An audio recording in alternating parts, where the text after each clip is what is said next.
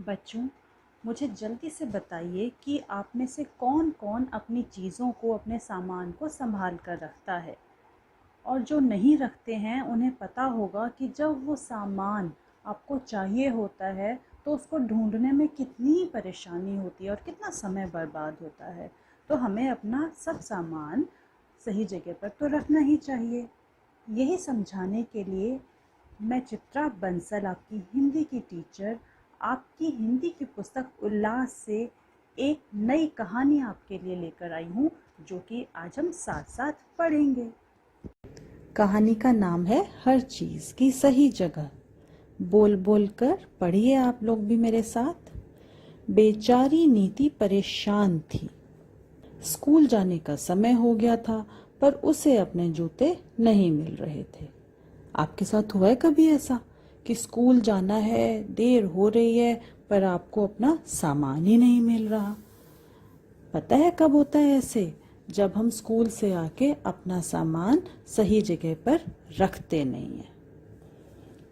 उसे परेशान देखकर उसकी मम्मी रसोई का काम छोड़कर दौड़ी आई। बोली, नीति, कल तुमने स्कूल से आकर जूते कहाँ उतारे थे? पर नीति को कुछ याद हो तो बताए। बहुत ढूंढने के बाद आखिर दीदी को नीति के जूते नजर आए। वे सोफे के नीचे एक कोने में पड़े थे। देखो कितनी गलत बात है कि नीति के जूते जो उसको सुबह सुबह पहनने थे, वो उसको मिल ही नहीं रहे हैं। और वो मिले तो आखिर कहाँ मिले?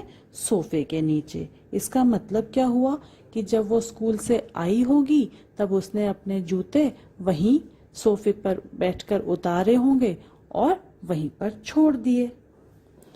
नीति ने जूते देखे तो उछल पड़ी और बोली, हाँ हाँ, कल स्कूल से आकर मैं यहीं बैठकर ड्राइंग का काम कर रही थी, तब जूते उतारे थे।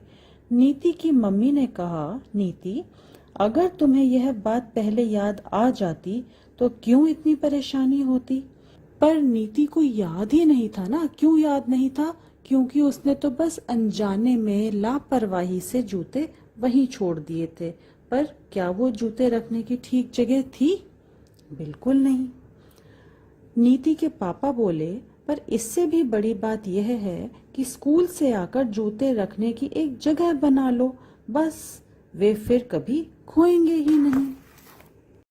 नीति सोचती है कि हाँ, मैं ऐसा ही करूंगी, और रोज भूल जाती है। पर आज जूते ना मिलते तो क्या हाल होता।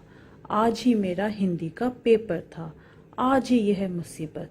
उफ, बिना बात कितना मूड खराब हुआ। नीति स्कूल से घर आते आते यही सोच रही थी। तो आज तो उसका पेपर था, और अगर समय पर उसके जूते ना मिलते तो वो स्कूल जाने में देर हो जाती, और अगर देर हो जाती तो उसका पेपर छूट जाता।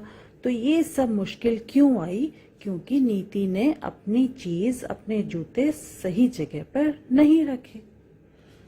स्कूल से घर आकर नीति ने अपने जूते ठीक उसी जगह उतारे जहां मम्मी ने कहा था। जूते उतारने के बाद उसने जुराबें भी सही जगह पर रखी। यही नहीं, उसने अपना बस्ता भी अलमारी में सही जगह पर रखा। कपड़े उतारने के बाद तह करके रखे। ऐसा सब नीति ने क्यों किया?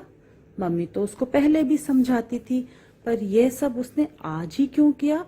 क्योंकि उससे पहले दिन उसको सबक मिल चुका था। उसे पता चल गया था कि अगर वो अपनी चीजें सही समय पर सही जगह पर नहीं रखेगी तो उसे ही परेशानी उठानी पड़ेगी। नीति की मम्मी हैरानी से देखकर बोली, अरे वाह, नीति तो आज बदली हुई है। तो मम्मी को भी उसको देखकर खुशी भी हुई और हैरानी भी हुई। नीति ने अपने मम्मी को मुस्कुराते हुए देखा तो बोली, मम्मी, आज से मैं अपनी सारी चीजें ठीक जगह पर रखा करूंगी।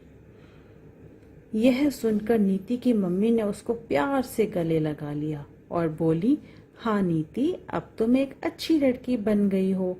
देखना, अब तुम्हें कभी परेशान नहीं होना पड़ेगा।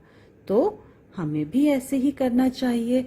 अगर हम अपना सारा सामान सही समय पर सही जगह पर रख देंगे तो कभी हम उसे ढूंढने के लिए परेशान नहीं होंगे। तो नीति ने अपनी आदत में क्या सुधार किया कि अब से उसने सोच लिया कि वो अपना हर सामान, हर चीज़ सही जगह पर ही रखा करेगी। तो इससे क्या होगा कि ना तो उसको परेशानी उठानी पड़ेगी और ना ही बेवजह उसका समय खराब होगा। तो कैसी लगी आपको ये कहानी, और क्या सीखा आपने इस कहानी से कि हमेशा अपनी चीज़ें, छोटी बड़ी सभी चीज़ें सही जगह पर रख दिया करेंगे, ताकि आगे से उन्हें ढूंढने में कोई परेशानी ना हो, समय बर्बाद ना हो और स्कूल जाने में या किसी भी काम को करने में हमें देरी ना हो। तो बच्चों, अब चलते हैं, अगला पाठ फिर एक साथ पढ़ेंगे। तब तक सबका ध्यान रखना है, हाथ जल्दी जल्दी धोने हैं, घर की चीज़ें खानी है, जो खाने का मन है मम्मा को बोलो और बाहर मत जाओ।